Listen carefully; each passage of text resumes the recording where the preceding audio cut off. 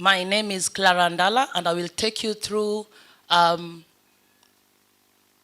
of our abstracts that we have done on the prevalence of and patterns of gender-based violence amongst survivors who attended West Sub-County Hospital. So as a background, I would like to mention that gender-based violence is still a public health concern that affects nearly 1 in 3 women worldwide, with Kenya reporting about 45% of women who are aged between 15 to 19 experiencing some form of either physical or sexual violence. So far in Taita Taveta, there's an increased number in the documentation of these cases, and we are highlighting that there's an urgent need to conduct more data to find out where these cases are happening from and what we can intervene on. So this study sought to determine the prevalence and the patterns of GBV amongst the survivors presenting at Vesu Sub-County Hospital. So we had 6 objectives. We wanted to check out the demographics of the individuals who are GBV survivors. Again, identify what are the most common forms of GBV that are being experienced. Thirdly, we wanted to determine the relationship of the survivors and the perpetrators of this GBV. Fourth, we wanted to find out the temporal distribution by person and time and place across the study period. Again, evaluate what we do as the health management in terms of clinical management to these survivors and in offering PEP and any STI treatment. Again, we also wanted to follow up on the adherence amongst the survivors who visit our facilities from the initial care up until the follow-ups that are supposed to be conducted.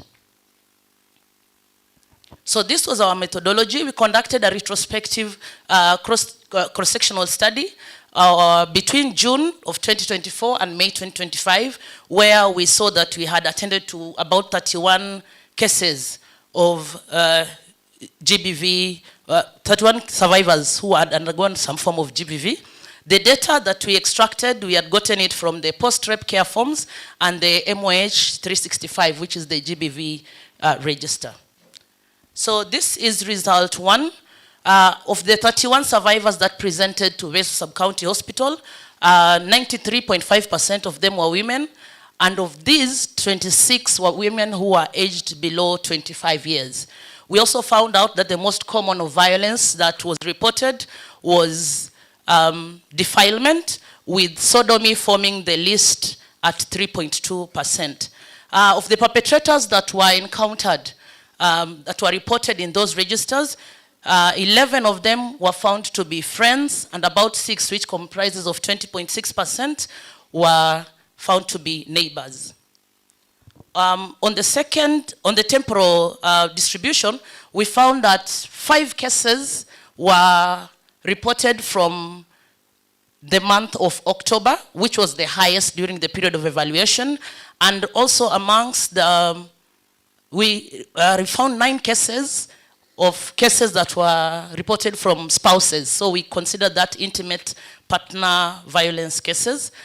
For all the cases that reported to the facility, there was issuance of the post-exposure prophylaxis and any STI treatment, of which 61% of the survivors received some form of treatment, and all of them, when they were tested for HIV, turned out to be HIV negative. We did find out, though, that there was poor adherence when it came to 2nd and 3rd visits. The post-rep care form or the register requires that we conduct at least 4 visits after the first initiation of meeting with the survivor, but they all disappeared or did not come back to the facility for the 2nd or the 4th scheduled visits. So in conclusion, we want to say that GBV remains a critical issue in Taita Taveta, and it is predominantly affecting the young women. The findings, they highlight that there's an urgent need to strengthen the prevention and response systems when it comes to matters to do with GBV. We would like to recommend an increased community sensitization and improved survivor follow-up.